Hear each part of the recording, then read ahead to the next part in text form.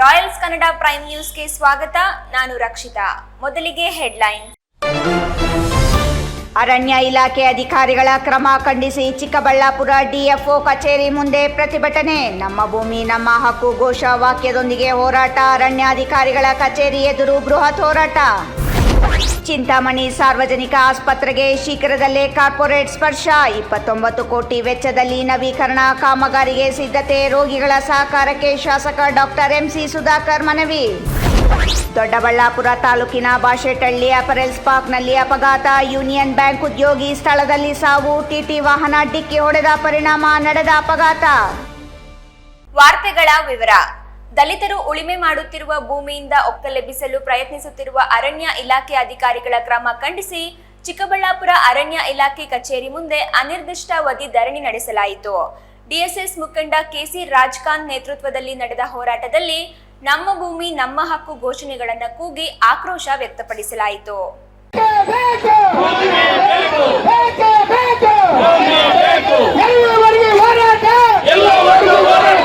ಅನಗತ್ಯವಾಗಿ ದಲಿತರಿಗೆ ತೊಂದರೆ ನೀಡುತ್ತಿರುವ ಅರಣ್ಯ ಇಲಾಖೆ ಅಧಿಕಾರಿಗಳ ಕ್ರಮ ಖಂಡಿಸಿ ಚಿಕ್ಕಬಳ್ಳಾಪುರ ಹೊರವಲಯದ ಸೋಲಾಲಪ್ಪನ ದಿನ್ನೆ ಅರಣ್ಯ ಅಧಿಕಾರಿಗಳ ಕಚೇರಿ ಎದುರು ಅನಿರ್ದಿಷ್ಟಾವಧಿ ಧರಣಿಯನ್ನು ಡಿಎಸ್ಎಸ್ ಮುಖಂಡ ಕೆಸಿ ರಾಜಕಾಂತ್ ನೇತೃತ್ವದಲ್ಲಿ ನಡೆಸಲಾಯಿತು. ಹಲವು ದಶಕಗಳಿಂದ ರೈತರು ಉಳುಮೆ ಮಾಡುತ್ತಿರುವ ದಲಿತರಿಗೆ ತೊಂದರೆ ನೀಡುತ್ತಿರುವ ಅರಣ್ಯ ಇಲಾಖೆ ಅಧಿಕಾರಿಗಳ ವರ್ತನೆ ಖಂಡನೀಯ. 70ರ ದಶಕದಲ್ಲಿ ಮಂಜೂರಾಗಿರುವ ಕಂದಾಯ ಭೂಮಿಯನ್ನು ವಶಪಡಿಸಿಕೊಳ್ಳಲು ಅರಣ್ಯ ಇಲಾಖೆ ಮುಂದಾಗಿದ್ದು ರೈತರಿಗೆ ಕಿರುಕುಳ ನೀಡುತ್ತಿದೆ ಎಂದು ಆರೋಪಿಸಿದರು. ಚಿಕ್ಕಬಳ್ಳಾಪುರ ತಾಲೂಕಿನ ಸಿಂಗಾಟ ಕದಿರೇನಹಳ್ಳಿ ಗ್ರಾಮದಿಂದ ಕಾಲ್ನಡಿಗೆ ಜಾಥಾ ಮೂಲಕ ಚಿಕ್ಕಬಳ್ಳಾಪುರ ಹೊರವಲಯದಲ್ಲಿರುವ ಸೂಲಾಲಪ್ಪನ ದಿನ್ನೆ ಉಪ ಅರಣ್ಯ ಸಂರಕ್ಷಣಾಧಿಕಾರಿಗಳ ಕಚೇರಿ ಮುಂದೆ ಅನಿರ್ದಿಷ್ಟಾವಧಿ ಧರಣಿ ನಡೆಸಲು ಡಿಎಸ್ಎಸ್ ಮುಖಂಡರು ಪೆಂಡಾಲ್ ಹಾಕಿದ್ದರು. ಆದರೆ ಅಧಿಕಾರಿಗಳು ಏಕಾಏಕಿ ಪೆಂಡಾಲ್ ಕಿತ್ತು ಹೊರಹಾಕಿದ್ದು ಇದು ಡಿಎಸ್ಎಸ್ ಮುಖಂಡರನ್ನು ಕೆರಳಿಸಿತು. ಆದರೆ ವಿಚಾರ ತಿಳಿದ ಕೂಡಲೇ ಜಿಲ್ಲಾ ಪೊಲೀಸ್ ವರಿಷ್ಠಾಧಿಕಾರಿ ಕುಶಾಲ್ ಚೌಕ್ಸೆ ಸೇರಿದಂತೆ ಇತರೆ ಹಿರಿಯ ಅಧಿಕಾರಿಗಳು ಸ್ಥಳಕ್ಕೆ ಧಾವಿಸಿ ಬಂದು ದಲಿತ ಮುಖಂಡರ ಮನವೊಲಿಸುವಲ್ಲಿ ಯಶಸ್ವಿಯಾದರು.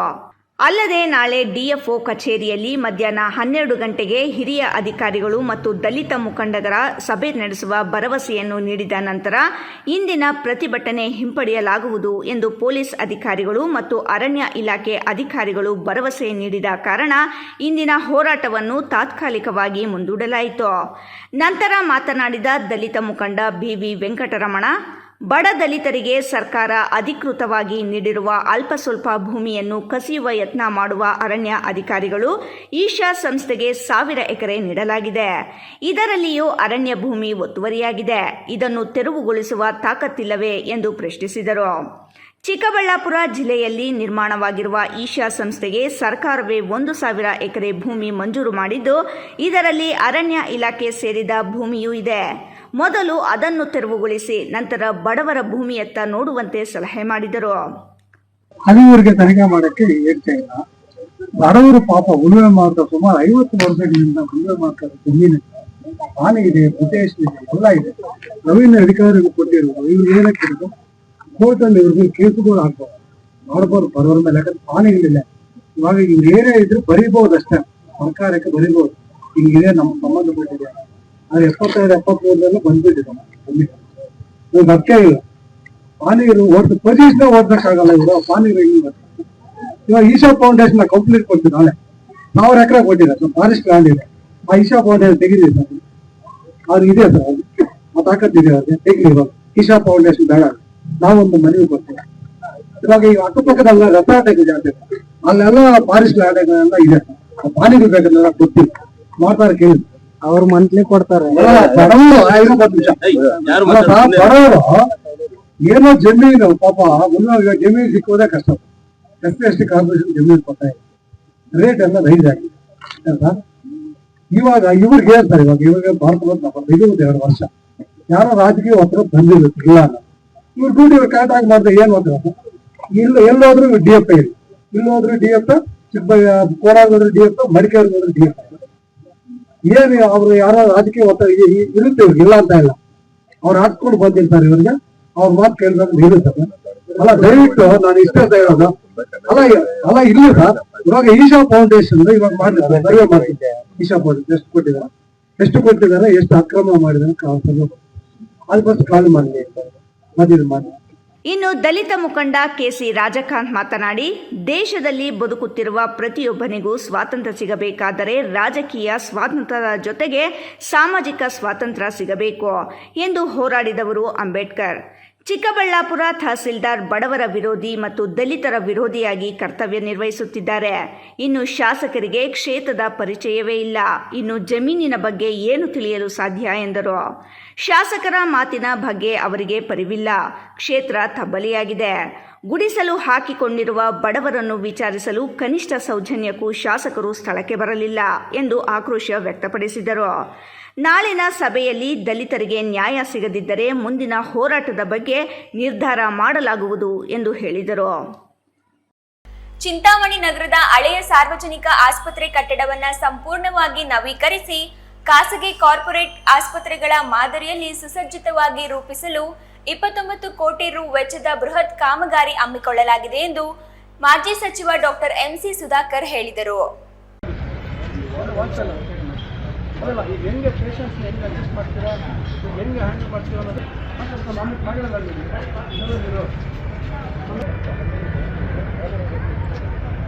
ಅದನ್ನೇ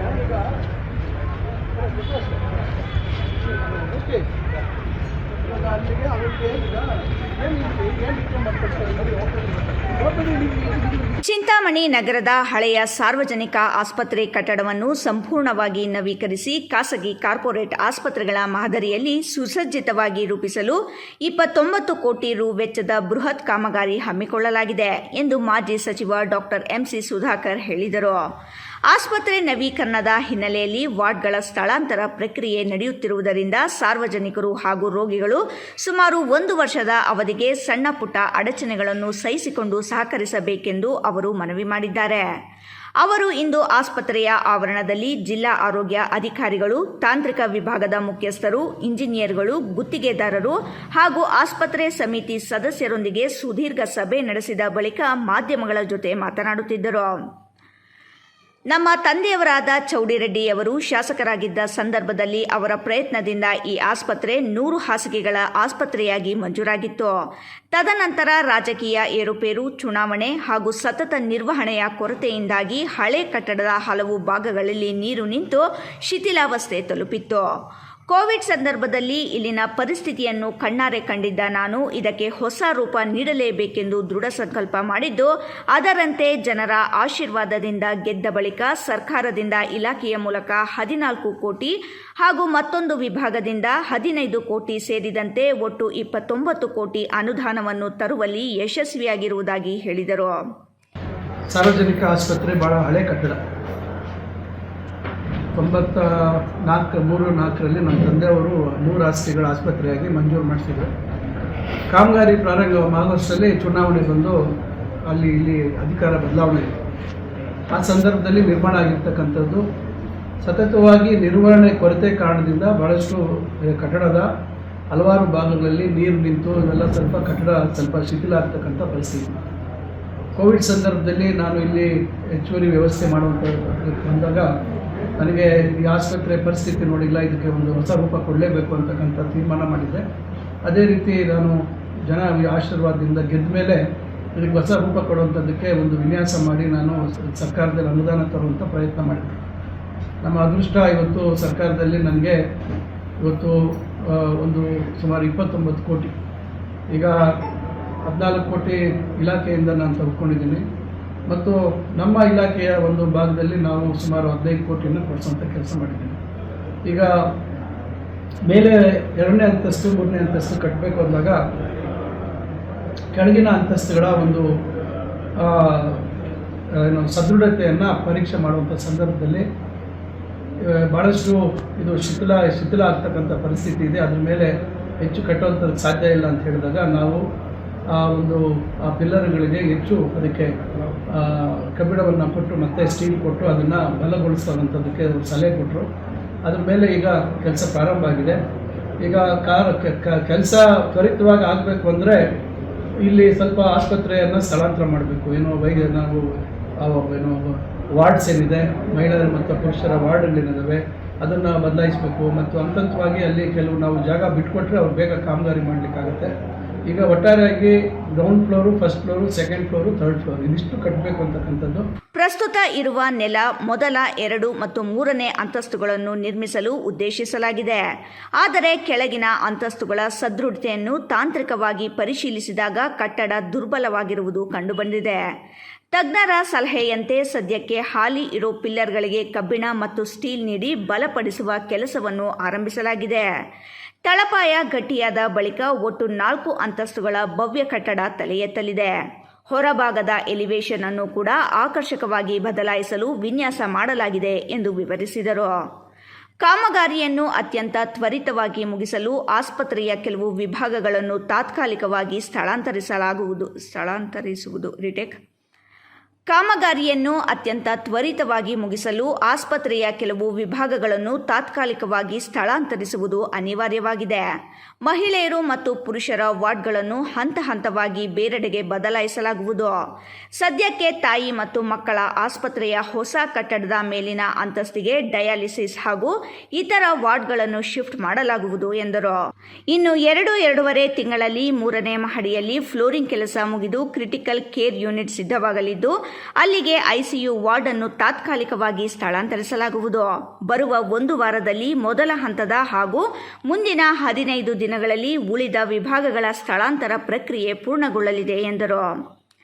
ಚಿಂತಾಮಣಿ ಹಾಗೂ ಸುತ್ತಮುತ್ತಲಿನ ಗ್ರಾಮೀಣ ಭಾಗದ ಜನರಿಗೆ ಅತ್ಯುತ್ತಮ ಆಧುನಿಕ ಚಿಕಿತ್ಸಾ ಸೌಲಭ್ಯ ಒದಗಿಸಬೇಕೆಂಬ ಏಕೈಕ ಉದ್ದೇಶದಿಂದ ಈ ಬೃಹತ್ ಪ್ರಯತ್ನ ಮಾಡಲಾಗುತ್ತಿದೆ. ಮುಂದಿನ 10 ತಿಂಗಳಲ್ಲಿ ನೆಲಮಹಡಿ ಮತ್ತು ಮೊದಲ ಮಹಡಿ ಸಿದ್ಧವಾಗಲಿದೆ. ಆದರೆ ಒಟ್ಟಾರೆ ಕಾಮಗಾರಿ ಮುಗಿಯಲು ಕನಿಷ್ಠ 1 ವರ್ಷ ಬೇಕಾಗಬಹುದು. ಅಲ್ಲಿಯವರೆಗೂ ಸಾರ್ವಜನಿಕರು, ರೋಗಿಗಳಿಗೆ ಸಣ್ಣ ಪುಟ್ಟ ತೊಂದರೆಗಳು ಆಗುವುದು ಸಹಜ. ದಯವಿಟ್ಟು ಸಾರ್ವಜನಿಕರು ವ್ಯವಸ್ಥೆಯ ಜೊತೆ ಸಹಕರಿಸಬೇಕೆಂದು ಶಾಸಕ ಡಾಕ್ಟರ್ ಎಂಸಿ ಸುಧಾಕರ್ ಮನವಿ ಮಾಡಿದರು. ಇಮ್ರಾನ್ ಖಾನ್, ರಾಯಲ್ಸ್ ಕನ್ನಡ, ಚಿಂತಾಮಣಿ. ಕೆಲಸ ನಿಮಿತ್ತ ಸ್ಕೂಟರ್ನಲ್ಲಿ ಹೊರಟಿದ್ದ 2 ಯುವತಿಯರಿಗೆ ಟಿಟಿ ವಾಹನ ಡಿಕ್ಕಿ ಹೊಡೆದಿದೆ. ಅಪಘಾತದಲ್ಲಿ ಓರ್ವ ಯುವತಿ ಸ್ಥಳದಲ್ಲೇ ಸಾವನ್ನಪ್ಪಿದ್ದಾರೆ.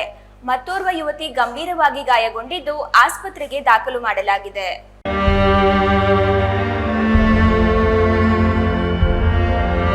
ಕೆಲಸ ನಿಮಿತ್ತ ಸ್ಕೂಟರ್ನಲ್ಲಿ ಹೊರಟಿದ್ದ 2 ಯುವತಿಯರಿಗೆ ಟಿಟಿ ವಾಹನ ಡಿಕ್ಕಿ ಹೊಡೆದಿದೆ. ಅಪಘಾತದಲ್ಲಿ ಒಬ್ಬ ಯುವತಿ ಸ್ಥಳದಲ್ಲಿ ಸಾವನ್ನಪ್ಪಿದ್ದಾರೆ. ಮತ್ತೊಬ್ಬ ಯುವತಿ ಗಂಭೀರವಾಗಿ ಗಾಯಗೊಂಡಿದ್ದು ಆಸ್ಪತ್ರೆಗೆ ದಾಖಲು ಮಾಡಲಾಗಿದೆ. ದೊಡ್ಡಬಳ್ಳಾಪುರ ಬಾಶೆಟ್ಟಹಳ್ಳಿಯ ಅಪರೆಲ್ಸ್ ಪಾರ್ಕ್ ಬಳಿ ಇರುವ ಕಾಂತಿ ಸ್ವೀಟ್ ಕಾರ್ಖಾನೆ ಮುಂಭಾಗದಲ್ಲಿ ಇಂದು ಬೆಳಗ್ಗೆ ಅಪಘಾತ ಸಂಭವಿಸಿದೆ. ಅಪಘಾತದಲ್ಲಿ ಕಂಟನಕುಂಟೆ ನಿವಾಸಿ 31 ವರ್ಷದ ಅಶ್ವಿನಿ ಸ್ಥಳದಲ್ಲೇ ಸಾವನ್ನಪ್ಪಿದ್ದಾರೆ. ಸಹನಾ ಎಂಬ ಯುವತಿ ಗಂಭೀರವಾಗಿ ಗಾಯಗೊಂಡಿದ್ದು ಆಸ್ಪತ್ರೆಗೆ ದಾಖಲು ಮಾಡಲಾಗಿದೆ. ಮೃತ ಅಶ್ವಿನಿ ತೂಬಗೆರೆಯ ಯೂನಿಯನ್ ಬ್ಯಾಂಕ್ನಲ್ಲಿ ಕೆಲಸ ಮಾಡುತ್ತಿದ್ದರು. ಇಂದು ಬೆಳಗ್ಗೆ ಸ್ನೇಹಿತೆ ಸಹನಾ ಜೊತೆ ಕೆಲಸ ನಿಮಿತ್ತ ಸ್ಕೂಟರ್ನಲ್ಲಿ ಹೋಗುತ್ತಿದ್ದ ವೇಳೆ ಟಿಟಿ ವಾಹನ ಡಿಕ್ಕಿ ಹೊಡೆದಿದೆ. ದೊಡ್ಡಬಳ್ಳಾಪುರ ಗ್ರಾಮಾಂತರ ಪೊಲೀಸ್ ಠಾಣಾ ವ್ಯಾಪ್ತಿಯಲ್ಲಿ ಪ್ರಕರಣ ದಾಖಲಾಗಿದೆ. ಇದೀಗ ಸಣ್ಣದೊಂದು ವಿರಾಮದ ನಂತರ ರಾಯಲ್ಸ್ ಕನ್ನಡ ಪ್ರೈಮ್ ನ್ಯೂಸ್ ಮುಂದುವರಿಯುತ್ತದೆ. National education society of Karnataka Basavanagudi Bengaluru ಅಡಿಯಲ್ಲಿ ಬಾಗೇಪಲ್ಲಿ ನ್ಯಾಷನಲ್ ಪಿಯು ಕಾಲೇಜಿನಲ್ಲಿ 2026-27ನೇ ಸಾಲಿನ ಪ್ರಥಮ ಪಿಯುಸಿ ದಾಖಲಾತಿ ಪ್ರಾರಂಭವಾಗಿದೆ. ಡಾಕ್ಟರ್ ಎಚ್ ನರಸಿಂಹಯ್ಯನವರು ಸ್ಥಾಪನೆ ಮಾಡಿರುವ ನ್ಯಾಷನಲ್ ಪಿಯು ಕಾಲೇಜು ಬಾಗೇಪಲ್ಲಿಯ ಹೆಮ್ಮೆಯ ಶೈಕ್ಷಣಿಕ ಸಂಸ್ಥೆ. ಇಲ್ಲಿ ವಿಜ್ಞಾನ ಮತ್ತು ವಾಣಿಜ್ಯ, ಕಲಾ ವಿಭಾಗಗಳಲ್ಲಿ ಉತ್ತಮ ಸಂಯೋಜನೆಗಳೊಂದಿಗೆ ಗುಣಮಟ್ಟದ ಶಿಕ್ಷಣ ನೀಡಲಾಗುತ್ತಿದೆ.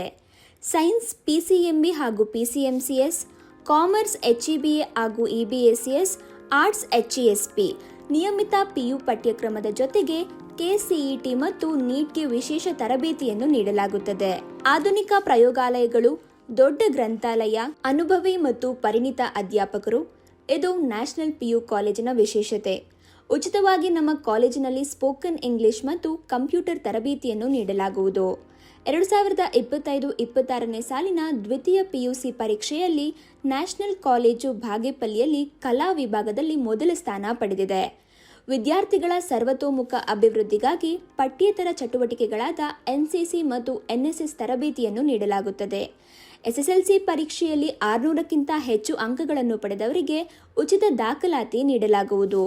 ಪ್ರತಿಭಾವಂತ ವಿದ್ಯಾರ್ಥಿಗಳಿಗೆ, ಸಾಮಾಜಿಕವಾಗಿ ಹಿಂದುಳಿದಿರುವಂತಹ ವಿದ್ಯಾರ್ಥಿಗಳಿಗೆ ಮತ್ತು ಬಡ ವಿದ್ಯಾರ್ಥಿಗಳಿಗೆ ಸ್ಕಾಲರ್ಶಿಪ್ ನೀಡಲಾಗುವುದು. ನಿಮ್ಮ ಮಗುವಿನ ಭವಿಷ್ಯವನ್ನು ಉಜ್ವಲಗೊಳಿಸಲು ಇಂದೇ ದಾಖಲಾಗಿ. ಸಂಪರ್ಕಿಸಿ ಪ್ರಾಂಶುಪಾಲರು doctor Venkata Shivareddy B. Mobile ಸಂಖ್ಯೆ 9870300308. ಮತ್ತೊಂದು ಸಂಖ್ಯೆ 9480115846. ವಿರಾಮದ ನಂತರ ರಾಯಲ್ಸ್ ಕನ್ನಡ ಪ್ರೈಮ್ ನ್ಯೂಸ್ಗೆ ಸ್ವಾಗತ. ಸಂಕಷ್ಟದಲ್ಲಿರುವ ಮಾವು ರೈತರ ನೆರವಿಗೆ ಸರ್ಕಾರ ಸ್ಪಂದಿಸಿ ಕನಿಷ್ಠ 10 ರು ಬೆಂಬಲ ಬೆಲೆ ನೀಡಲು ಒತ್ತಾಯಿಸಿ ಶ್ರೀನಿವಾಸಪುರದ ರೋಜೋರಹಳ್ಳಿ ಕ್ರಾಸ್ ಬಳಿ ಇಂದು ಪ್ರತಿಭಟನೆ ನಡೆಸಲಾಯಿತು. ಮಾವಿಗೆ ಬೆಂಬಲ ಬೆಲೆ ಘೋಷಣೆ ಮಾಡಲೇಬೇಕು. ಮತ್ತು ರಾಜ್ಯ ಸರ್ಕಾರ ಮಾವು ಬೆಳೆಗಾರರ ಮಧ್ಯಪ್ರವೇಶ ಮಾಡಲೇಬೇಕು. ಕೋಲಾರ ಜಿಲ್ಲೆಯಲ್ಲಿ ಇತ್ತೀಚೆಗೆ ಮಾವು ರೈತರ ಗೋಳು ಕೇಳೋರೇ ಇಲ್ಲದಂತಾಗಿದೆ. ಸುಮಾರು 4-5 ವರ್ಷಗಳಿಂದ ಮಾವಿಗೆ ಬೆಲೆ ಇಲ್ಲದೆ ರೈತ ಕಂಗಾಲಾಗುತ್ತಿದ್ದಾನೆ. ಶ್ರೀನಿವಾಸಪುರ ಭಾಗದಲ್ಲಿ ಬೆಳೆಯುವ ಮಾವಿಗೆ ಪ್ರಪಂಚದಲ್ಲಿ ಉತ್ತಮ ಬೇಡಿಕೆ ಇದೆ. ಆದರೆ ಕೆಲ ವೈಫಲ್ಯಗಳಿಂದ ಮಾವಿನ ಬೇಡಿಕೆ ತೀರಾ ಕಡಿಮೆಯಾಗಿದ್ದು ರೈತರು ಸಂಕಷ್ಟಕ್ಕೆ ಗುರಿಯಾಗುತ್ತಿದ್ದಾರೆ. ಒಂದು ವರ್ಷ ಫಸಲು ಹೆಚ್ಚಿದ್ದರೆ ಬೆಲೆ ಕುಸಿಯುತ್ತಿತ್ತು, ಬೆಲೆ ಹೆಚ್ಚಿದ್ದರೆ ಫಸಲು ಕಡಿಮೆಯಾಗುತ್ತಿತ್ತು. ಆದರೆ ಉತ್ತಮ ಫಸಲಿದ್ದರೂ ಒಳ್ಳೆ ಬೆಲೆ ಸಿಗದಂತಾಗಿದೆ. ಕೂಡಲೇ ರಾಜ್ಯ ಹಾಗೂ ಕೇಂದ್ರ ಸರ್ಕಾರಗಳು ರೈತರ ಸಂಕಷ್ಟವನ್ನು ಅರಿತು ಕೂಡಲೇ ಕನಿಷ್ಠ 10 ರೂಪಾಯಿ ಬೆಂಬಲ ಬೆಲೆ ಘೋಷಣೆ ಮಾಡುವ ಮೂಲಕ ರೈತರ ನೆರವಿಗೆ ಧಾವಿಸಬೇಕು. ಹಾಗೂ ಮಾವು ಸಂಸ್ಕರಣಾ ಘಟಕಗಳ ಸ್ಥಾಪನೆಗೆ ಸ್ಥಳೀಯ ಮುಖಂಡರು ಮುಂದಾಗಬೇಕು ಎಂದು ರಾಜ್ಯ ರೈತ ಸಂಘ ಹಾಗೂ ಹಸಿರು ಸೇನೆಯ ಅಧ್ಯಕ್ಷ ನಾರಾಯಣಗೌಡ ಮನವಿ ಮಾಡಿದರು. ಇನ್ನು ಮನವಿಯನ್ನು ಸ್ವೀಕರಿಸಿದ ತಾಲೂಕು ದಂಡಾಧಿಕಾರಿ ಸುಧೀಂದ್ರ ರೈತರ ಮನವಿಯನ್ನು ಕೂಡಲೇ ಜಿಲ್ಲಾಧಿಕಾರಿಗಳಿಗೆ ಹಾಗೂ ಸರ್ಕಾರಕ್ಕೆ ತಲುಪಿಸಿ ಸಂಕಷ್ಟ ಬಗೆಹರಿಸುವ ಭರವಸೆ ನೀಡಿದರು. ಬೇಕಾಗಿರುವಂತಹ ಮಾವು ಇವತ್ತು ಕೈ ಹಾಕಿಬಿಟ್ಟೈತೆ. ಮಾವಿನ ರಾಜ, ಹಣ್ಣಿನ ರಾಜ ಅಂತೇಳಿ ಪ್ರಸಿದ್ಧಿಯಾದಂತಹ ಇವತ್ತು ಮಾವಿನ ಬೆಳೆಗಾರರು ಈ ಮಾವು ಗಿಡಗಳ ಸಹವಾಸನೆ ಬೇಡ, ಸಂಪೂರ್ಣವಾಗಿ ಕಡೆ ಅದಕ್ಕೆ ಮಾರಾಟ ಮಾಡಿಬಿಟ್ಟು ಏನನ್ನ ಬೇರೆ ರಾಗಿನೋ ಜೋಳನ ಚೆಲ್ಕೊಳ್ಳೋಣ ಮಟ್ಟಕ್ಕೆ ಇವತ್ತು ರೋಷಿ ಹೋಗ್ಬಿಟ್ಟಿದ್ದಾರೆ. ಸತತವಾಗಿ ಕೊರೋನಾ ಬಂದ ವರ್ಷದಿಂದ ಹಿಡಿದು ಇದುವರೆಗೂ ನಿರಂತರವಾಗಿ ಮಾವು ಬೆಳೆಗಾರರು ಸಂಕಷ್ಟಕ್ಕೆ ಬೀಳ್ತಾರೆ. ಒಂದು ವರ್ಷ ಫಸಲಿದ್ರೆ ಬೆಲೆ ಇರಲ್ಲ, ಬೆಲೆ ಇದ್ದರೆ ಫಸಲಿರಲ್ಲ, ಬೆಲೆ ಫಸಲು ಎರಡೂ ಇದ್ದರೆ ರೋಗ ತಡೆ ಬರ್ತಾ ಇಲ್ಲ. ಇಷ್ಟರ ಮಟ್ಟಿಗೆ ರೈತರ ಪರಿಸ್ಥಿತಿ ಆಗ್ಬಿಟ್ರೆ ಮಾವು ಬೆಳೆಗಾರರ ಪರಿಸ್ಥಿತಿ ಅಂತಂದರೆ ಸರ್ಕಾರ ಏನೋ ಬೆಂಬಲ ಬೆಲೆ ಕೊಡ್ತದೆ, ನಾವೇನೋ ನಮ್ಮ ಕುಟುಂಬನ ನಿರ್ವಹಣೆ ಮಾಡೋಣ ಅನ್ನೋ ಮಟ್ಟಕ್ಕಿದೆ. ಯಾಕಂದರೆ ಇವತ್ತು ತೋಟಗಾರಿಕೆ ಇಲಾಖೆಯಿಂದ ಕೊಡುವಂಥ ಔಷಧಿನೂ ಕೂಡ ಸಮರ್ಪಕವಾಗಿ ನೀಡ್ತಾ ಇಲ್ಲ. ಒಂದು ಸರಿ ಔಷಧಿ ಹೊಡಿಬೇಕಾದ್ರೆ 10 ರಿಂದ 15 ಸಾವಿರ ರೂಪಾಯಿ ಬೇಕಾಗ್ತಾ ಇದೆ. ಇಷ್ಟೆಲ್ಲ ಖರ್ಚುಗಳು ಮಾಡಿ ಮಾವನ್ನು ರಕ್ಷಣೆ ಮಾಡಿಕೊಂಡು ಬಂದಂತಹ ಮಾವು ಬೆಳೆಗಾರರಿಗೆ ಮಾರುಕಟ್ಟೆಯಲ್ಲಿ ಬೆಲೆ ಕುಸಿತದ ಹೊಡೆತದಿಂದ ಯಾವ ರೀತಿ ಹೊಡೆತ ಬಿಟ್ಟಿದೆ ಅಂತ ಹೇಳಿದ್ರೆ ಆ ಬಂಡವಾಳ ಹಾಕಿರೋ ರೈತ ಈ ಮಾವು ಸಹವಾಸನೇ ಬೇಡ ಅನ್ನೋ ಮಟ್ಟಕ್ಕಿದೆ. ಇನ್ನೊಂದು ಇಲ್ಲಿ ವ್ಯಾಪಾರಸ್ಥರು ಕೇಳಿ ಹೇಳ್ತಾರೆ, ಹೊರ ಅಂದರೆ ಅಮೇರಿಕ ಇರಾನಲ್ಲಿ ಯುದ್ಧ ಆಗ್ತಾ ಇದೆ, ಈ ಕಡೆ ರಫ್ತು ಹೋಗ್ತಾ ಇಲ್ಲ, ನಮಗೆ ಬೇಡಿಕೆನೇ ಬರ್ತಾ ಇಲ್ಲ. ಅಷ್ಟರ ಮಟ್ಟಿಗೆ ಇದಾಗ್ತಾ ಇದೆ. ಕೇಂದ್ರ ಮತ್ತು ರಾಜ್ಯ ಸರ್ಕಾರ ಕಳೆದ ವರ್ಷ ನಮಗೆ ಬೆಂಬಲ ಬೆಲೆ ಘೋಷಣೆ ಮಾಡಿತ್ತು. ನಂದೀಶ್, ರಾಯಲ್ಸ್ ಕನ್ನಡ, ಶ್ರೀನಿವಾಸಪುರ. ಚುನಾವಣಾ ಆಯೋಗ ನಡೆಸಲು ಉದ್ದೇಶಿಸಿರುವ ಮತದಾರರ ಪಟ್ಟಿ ವಿಶೇಷ ಪರಿಷ್ಕರಣೆ ಮತದಾನದ ಮೂಲಭೂತ ಹಕ್ಕಿಗೆ ಗಂಭೀರ ಅಪಾಯವಾಗಿದೆ ಎಂದು ಪ್ರಗತಿಪರ ಚಿಂತಕ ಮೊಹಮ್ಮದ್ ನೂರುಲ್ಲಾ ಹೇಳಿದರು.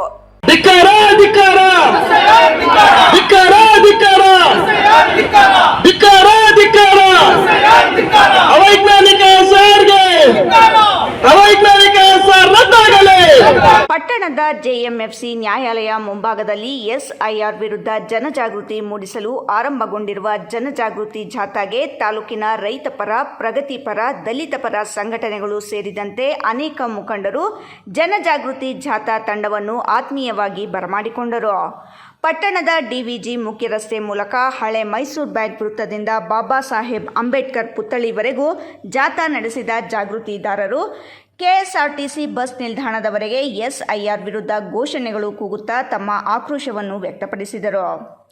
ಎದ್ದೇಳು ಕರ್ನಾಟಕ ವತಿಯಿಂದ ನಡೆಸುತ್ತಿರುವ ಜನಜಾಗೃತ ಜಾಥಾವನ್ನು ಉದ್ದೇಶಿಸಿ ಮಾತನಾಡಿದ ಪ್ರಗತಿಪರ ಚಿಂತಕ ಮೊಹಮ್ಮದ್ ನೂರುಲ್ಲಾ, ತಾಲೂಕಿನ ಜಾತ್ಯತೀತ ಪಕ್ಷಗಳು, ಪ್ರಗತಿಪರ ಸಂಘಟನೆಗಳು ಸೇರಿದಂತೆ ಸಂವಿಧಾನದ ಸಂರಕ್ಷಣೆಯ ಕುರಿತು ಕಾಳಜಿ ಇರುವ ಮನಸ್ಸುಗಳು ಈ ಜಾಥಾಕ್ಕೆ ಬೆಂಬಲ ವ್ಯಕ್ತಪಡಿಸಿದ್ದಾರೆ. ನಮ್ಮ ಧ್ವನಿ SIR ವಿರುದ್ಧವಾಗಿದೆ.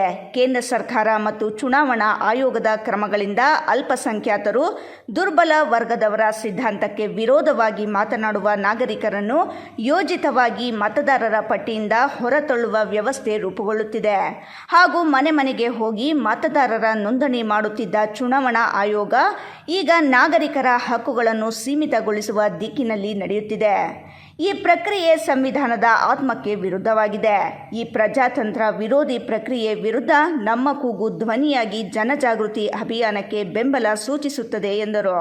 ಈ ಸಂದರ್ಭದಲ್ಲಿ ಜಿಲ್ಲಾ ಪಂಚಾಯಿತಿ ಮಾಜಿ ಉಪಾಧ್ಯಕ್ಷ AV ಪೂಜಪ್ಪ, KDP ಸದಸ್ಯ ಗುಂಡಿಗಾನಪಳ್ಳಿ ಮಂಜುನಾಥ್ ರೆಡ್ಡಿ, ಅಲ್ಪಸಂಖ್ಯಾತರ ಅಧ್ಯಕ್ಷ ನಿಜಾಮ್ ಉದ್ದೀನ್ ಬಾಬು, ಗೂಳೂರು ಬಾಬು, ಯೂತ್ ಕಾಂಗ್ರೆಸ್ ಸೋಮು, ನರೇಂದ್ರ, ಸಲೀಂ, ಜೀವಿಕಾ ನಾರಾಯಣಸ್ವಾಮಿ, ಮೂರ್ತಿ, ಚಿನ್ನಿ, ನಾರಾಯಣಸ್ವಾಮಿ, ವೆಂಕಟೇಶ್, ಎದ್ದೇಳು ಕರ್ನಾಟಕ ಸಂಘಟನೆಯ ಮುಖಂಡರು ಸೇರಿದಂತೆ ಅನೇಕ ಮುಖಂಡರು ಇದ್ದರು. ಕೆಲಸ ಮಾಡ್ತಾ ಇದೆ. ಆಧಾರ್ ಕಾರ್ಡ್ಗೆ ಬೆಲೆ ಇಲ್ಲ ಅನ್ನುವಂತ ಮಟ್ಟಕ್ಕೆ ಇವತ್ತು ಈ ಒಂದು ಚುನಾವಣಾ ಆಯೋಗ ಕೆಲಸ ಮಾಡ್ತಾ ಇದೆ.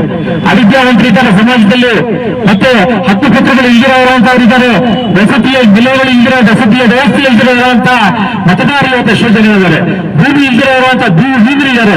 ಆದ್ರೆ ಇವತ್ತು ಭೂ ದಾಖಲೆಗಳನ್ನು ಕೇಳುವಂತ ಮುಖಾಂತರ, ವಸತಿ ಹಕ್ಕು ಪತ್ರಗಳನ್ನು ಕೇಳೋದ್ರ ಮುಖಾಂತರ ಹಾಗೂ ಅವಿದ್ಯಾವಂತರಿರುವಂತಹ ಸಮಾಜದಲ್ಲಿ ಇವತ್ತು ಅವರು ಓದಿರುವಂತಹ ಒಂದು ದಾಖಲೆಗಳನ್ನು ಕೇಳೋದ್ರ ಮುಖಾಂತರ ಇವತ್ತು ಅವರ ಮತದಾನವನ್ನು ಕಸಿಯುವಂತಹ ಒಂದು ಪ್ರಯತ್ನ ಚುನಾವಣಾ ಆಯೋಗ ಮಾಡ್ತಾ ಇದೆ. ಈಗಾಗಲೇ ದೇಶದಲ್ಲಿ SIR ವ್ಯವಸ್ಥೆ ಜಾರಿಯಾಗೋದಕ್ಕಿಂತ ಮುಂಚೆ NRC ಮತ್ತೆ CAAಗಳ ಒಂದು ಕಾಯ್ದೆಗಳನ್ನ ತಂದು ಇಡೀ ಒಂದು ಸಮಾಜವನ್ನ ಹಿಡಿಯುವಂತಹ ಒಂದು ಪ್ರಯತ್ನ ಅನ್ನುವಂಥದ್ದು ಕೇಂದ್ರ ಸರ್ಕಾರ ಮಾಡಿತ್ತು. ಸುಬ್ಬು, ರಾಯಲ್ಸ್ ಕನ್ನಡ, ಭಾಗ್ಯನಗರ.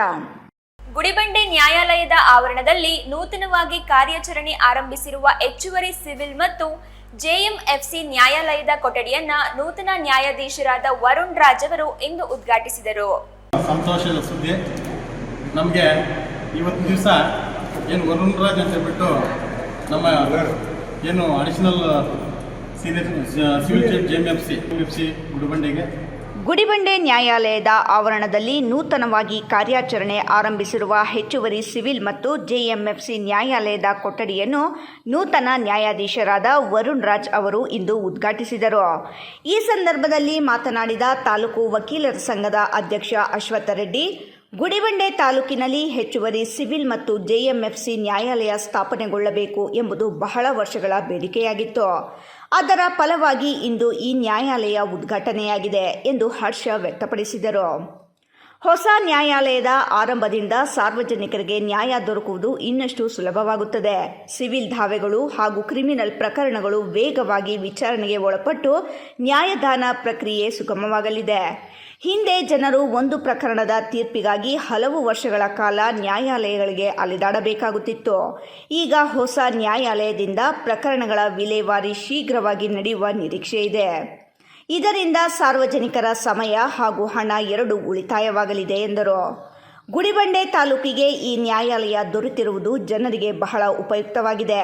ಎಲ್ಲ ಸಾರ್ವಜನಿಕರು ಇದರ ಸದುಪಯೋಗ ಪಡೆದುಕೊಂಡು ನ್ಯಾಯಾಂಗ ವ್ಯವಸ್ಥೆಯ ಮೇಲೆ ವಿಶ್ವಾಸ ಇಡಬೇಕು. ಈ ನ್ಯಾಯಾಲಯದಿಂದ ತಾಲೂಕಿನ ಜನರಿಗೆ ಉತ್ತಮ ಸೇವೆ ದೊರೆಯಲಿ ಎಂದು ಹಾರೈಸಿದರು. ಅಂತ ಹೇಳ್ಬಿಟ್ಟು ವಕೀಲರ ಸಂಘದ ಅಧ್ಯಕ್ಷರು ಗುಡಿಬಂಡೆ, ಇವತ್ತಿನ ದಿವಸ ನಮಗೆಲ್ಲ ಕೂಡ ಸಂತೋಷದ ಸುದ್ದಿ. ನಾವೆಲ್ಲ ಈ ಒಂದು ಗುಡಿಬಂಡೆಯಲ್ಲಿ ಹೆಚ್ಚುವರಿ ಸಿವಿಲ್ ಮತ್ತು JMFC ನ್ಯಾಯಾಲಯ ಆಗಬೇಕಂದ್ರೆ ನಮ್ಮ ಏನು ವಕೀಲರ ಸಂಘದ ಸದಸ್ಯರೆಲ್ಲ ಕೂಡ ಸುಮಾರು ಕಷ್ಟ ಬಿದ್ದಿದ್ದೀವಿ. ಆ ಒಂದು ಕಷ್ಟದ ಒಂದು ಪ್ರತಿಫಲವಾಗಿ ಈ ದಿವಸ ನಮ್ಮ ಗುಡಿಬಂಡೆಯಲ್ಲಿ ಹೆಚ್ಚುವರಿ ಸಿವಿಲ್ ನ್ಯಾಯಾಲಯ ಉದ್ಘಾಟನೆ ಆಗಿದೆ. ಉದ್ಘಾಟನೆಗೆ ನಮ್ಮ ಗೌರವಾನ್ವಿತ ಹೆಚ್ಚುವರಿ ಸಿವಿಲ್ ನ್ಯಾಯಾಧೀಶರಾದ ವರುಣ್ ರಾಜ್ ರವರು ಒಂದು ಉದ್ಘಾಟನೆಯನ್ನು ಮಾಡಿದ್ದಾರೆ. ಈ ಒಂದು ಹೆಚ್ಚುವರಿ ಸಿವಿಲ್ ನ್ಯಾಯಾಲಯ ಆಗಿರೋದ್ರಿಂದ ನಮ್ಮ ನ್ಯಾಯಾಲಯದಲ್ಲಿ, ನಮ್ಮ ನ್ಯಾಯಾಂಗ ಇಲಾಖೆಯಲ್ಲಿ ಇಲ್ಲೆಲ್ಲ ಕೂಡ ಅತ್ಯಂತ ತ್ವರಿತವಾಗಿ ಪ್ರಕರಣಗಳು, ಸಿವಿಲ್ ದಾವೆಗಳಿರ್ಬೋದು, ಕ್ರಿಮಿನಲ್ ಮೊಕದ್ದಮೆಗಳಿರ್ಬೋದು, ಇವೆಲ್ಲ ಕೂಡ ಅತ್ಯಂತ ತ್ವರಿತವಾಗಿ ನ್ಯಾಯದಾನ ಆಗಲಿಕ್ಕೆ ಪ್ರತಿಯೊಬ್ಬ ಸಾರ್ವಜನಿಕರಿಗೂ ಕೂಡ ಅನುಕೂಲ ಆಗ್ತದೆ. ಯಾಕೆಂತ ಹೇಳಿದರೆ ಸುಮಾರು ವರ್ಷಾನುಗಟ್ಟಲೆ ಒಂದು ಕೇಸನ್ನು ದಾಖಲಿಸಿ ನ್ಯಾಯಾಲಯಕ್ಕೆ ಏನು ಅವರು ಅಳೆದಾಡುವಂಥ ಒಂದು ಸಾರ್ವಜನಿಕರು ಅಲೆದಾಡುವಂಥ ಒಂದು ಪರಿಸ್ಥಿತಿ ಉದ್ಭವ ಆಗಿತ್ತು. ಈಗ ಯಾಕೆಂದರೆ ಸುಲಲಿತವಾಗಿ 2 ಕೋರ್ಟ್ ಇರೋದ್ರಿಂದ ನಮಗೆ ಅತ್ಯಂತ ವೇಗವಾಗಿ ಈ ಒಂದು ನ್ಯಾಯಾಲಯದ ಪ್ರಕರಣಗಳು ವಿಲೇವಾರಿ ಆಗಲಿಕ್ಕೆ ನಮಗೆ ಉತ್ತಮ ರೀತಿಯಾದ ಒಂದು ಅವಕಾಶ ಸಿಕ್ಕಿದೆ.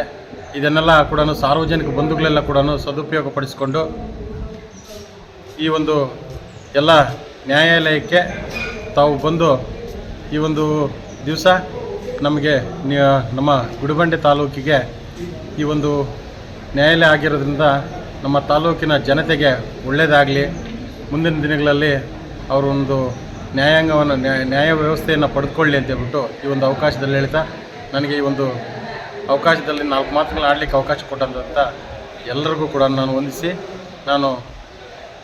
ನನ್ನ ಭಾಷಣ ಮುಗಿಸ್ತೇನೆ.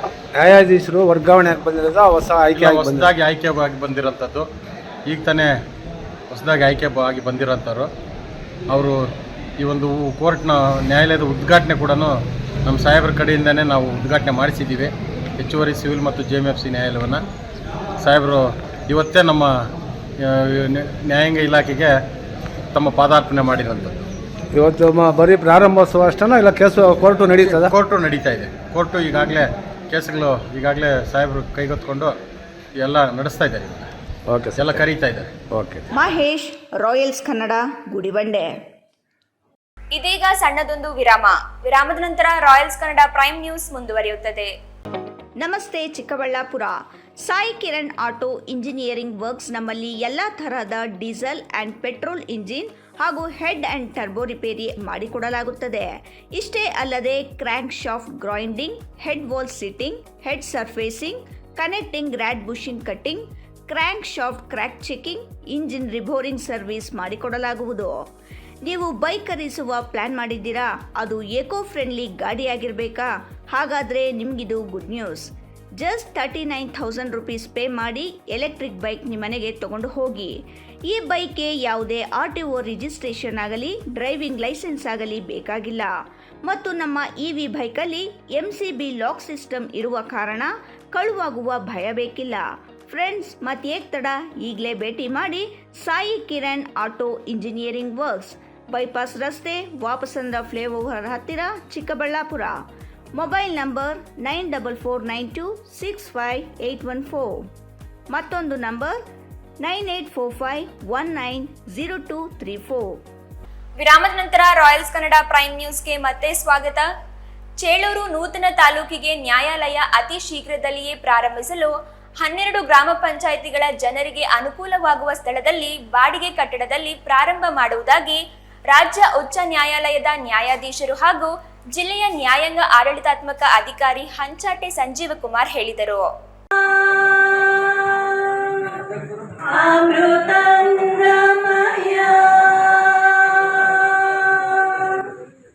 ಚೇಳೂರು ತಾಲೂಕು ಕೇಂದ್ರದಲ್ಲಿ ನ್ಯಾಯಾಲಯ ಪ್ರಾರಂಭಿಸಲು ವಕೀಲರ ಸಂಘ ಏರ್ಪಡಿಸಿದ್ದ ಸಭೆ ಉದ್ಘಾಟಿಸಿ ಮಾತನಾಡಿದ ರಾಜ್ಯ ಉಚ್ಚ ನ್ಯಾಯಾಲಯದ ನ್ಯಾಯಾಧೀಶರು ಹಾಗೂ ಜಿಲ್ಲೆಯ ನ್ಯಾಯಾಂಗ ಆಡಳಿತಾತ್ಮಕ ಅಧಿಕಾರಿ ಹಂಚಾಟೆ ಸಂಜೀವ್ ಕುಮಾರ್, ಚೇಳೂರಿನಲ್ಲಿ ಕೋರ್ಟ್ ಪ್ರಾರಂಭ ಮಾಡಲು ರಾಜ್ಯ ಉಚ್ಚ ನ್ಯಾಯಾಲಯದ ಆದೇಶವಾಗಿದೆ. ಚೇಳೂರಿನ ನ್ಯಾಯಾಲಯ ಪ್ರಾರಂಭಿಸಿ 1 ವಾರದಲ್ಲಿ 2 ದಿನ ಕೋರ್ಟ್ ಕೇಸುಗಳು ನಡೆಯುತ್ತದೆ. ಪುಲಗಲ್ ಕ್ರಾಸ್ ಹತ್ತಿರ ಚೇಳೂರು ತಾಲೂಕು ಕಚೇರಿಯ ಪಕ್ಕದಲ್ಲಿ ಜಮೀನು ನೀಡಿದರೆ ನ್ಯಾಯಾಧೀಶರ ವಸತಿ, ನ್ಯಾಯಾಲಯದ ಕಟ್ಟಡ ಕಟ್ಟಲು ಅನುಕೂಲಕರ. ಚೇಳೂರು ತಾಲೂಕು ಕೇಂದ್ರ ಬಾಗೇಪಲ್ಲಿ ತಾಲೂಕಿಗೆ 40 ಕಿಲೋಮೀಟರ್ ದೂರದಲ್ಲಿದೆ.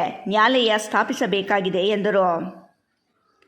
ಜಿಲ್ಲಾ ನ್ಯಾಯಾಲಯದ TP ರಾಮಲಿಂಗೇಗೌಡ ಮಾತನಾಡಿ, 40 ಕಿಲೋಮೀಟರ್ ದೂರದಲ್ಲಿರುವ ಬಾಗೇಪಲ್ಲಿಗೆ ಸುಮಾರು ವರ್ಷಗಳಿಂದ ಜನರು ಓಡಾಡಿ ತೊಂದರೆ ಅನುಭವಿಸುತ್ತಿದ್ದಾರೆ.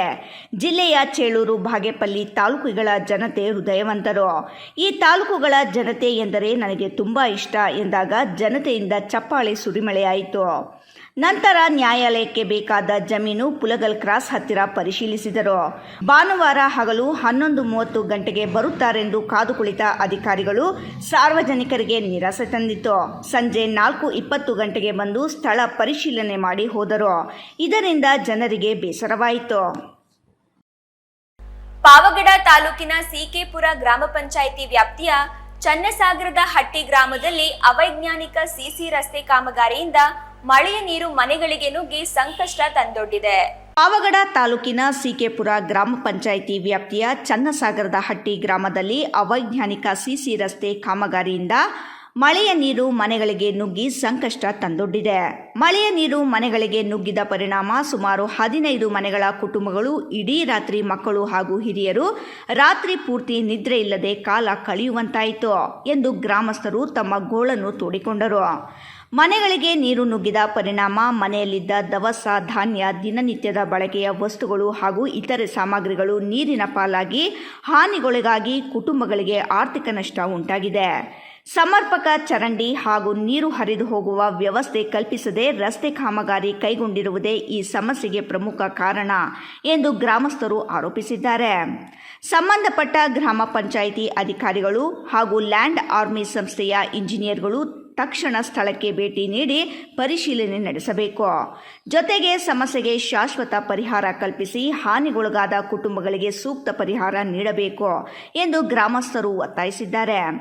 ಕಳೆದ 3 ತಿಂಗಳ ಹಿಂದೆ ಜಿಲ್ಲಾಧಿಕಾರಿ ಶುಭ ಕಲ್ಯಾಣ್ ಅವರು ಜನಸಂಪರ್ಕ ಸಭೆಯ ಸಂದರ್ಭದಲ್ಲಿ ಗ್ರಾಮಕ್ಕೆ ಭೇಟಿ ನೀಡಿ ಗ್ರಾಮಸ್ಥರ ಸಮಸ್ಯೆಗಳನ್ನು ಆಲಿಸಿ ಅಗತ್ಯ ಕ್ರಮ ಕೈಗೊಳ್ಳುವ ಭರವಸೆ ನೀಡಿದ್ದರು. ಆದರೆ ಇದುವರೆಗೂ ಯಾವುದೇ ಸಮಸ್ಯೆಗೆ ಶಾಶ್ವತ ಪರಿಹಾರ ದೊರಕಿಲ್ಲ ಎಂದು ಗ್ರಾಮಸ್ಥರು ಬೇಸರ ವ್ಯಕ್ತಪಡಿಸಿದ್ದಾರೆ. ಜಿಲ್ಲಾಧಿಕಾರಿಗಳ ಭೇಟಿ ಬಳಿಕವೂ ಪರಿಸ್ಥಿತಿಯಲ್ಲಿ ಯಾವುದೇ ಸುಧಾರಣೆ ಆಗದಿರುವುದು ಆಡಳಿತದ ಕಾರ್ಯವೈಖರಿಯ ಬಗ್ಗೆ ಹಲವು ಪ್ರಶ್ನೆಗಳನ್ನು ಹುಟ್ಟುಹಾಕಿದೆ.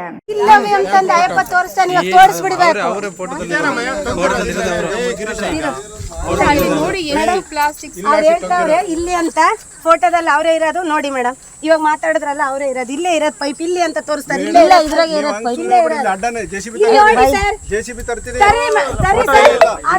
ಮಿಕ್ಸ್ ಹೋಗ್ಲಿಲ್ಲ ಅಂದ್ರೆ ನೀವೇನ್ ಹೇಳಿದ್ರು ಅದಕ್ಕೆ ಅದ್ರದಾಗ ಅಲ್ಲಿ ವಾಲ್ ಹಾಕಿರೋದು ಇಲ್ಲಿ ಅಲ್ಲಿ ಮೋರಿ ಹಾಕಿರೋದು. ಶ್ರೀನಿವಾಸುಲು, ರಾಯಲ್ಸ್ ಕನ್ನಡ, ಪಾವಗಡ. ಕೊನೆಯದಾಗಿ ಮತ್ತೊಮ್ಮೆ ಹೆಡ್ಲೈನ್ಸ್. ಅರಣ್ಯ ಇಲಾಖೆ ಅಧಿಕಾರಿಗಳ ಕ್ರಮ ಖಂಡಿಸಿ ಚಿಕ್ಕಬಳ್ಳಾಪುರ ಡಿಎಫ್ಒ ಕಚೇರಿ ಮುಂದೆ ಪ್ರತಿಭಟನೆ. ನಮ್ಮ ಭೂಮಿ ನಮ್ಮ ಹಕ್ಕು ಘೋಷ ವಾಕ್ಯದೊಂದಿಗೆ ಹೋರಾಟ. ಅರಣ್ಯಾಧಿಕಾರಿಗಳ ಕಚೇರಿ ಎದುರು ಬೃಹತ್ ಹೋರಾಟ.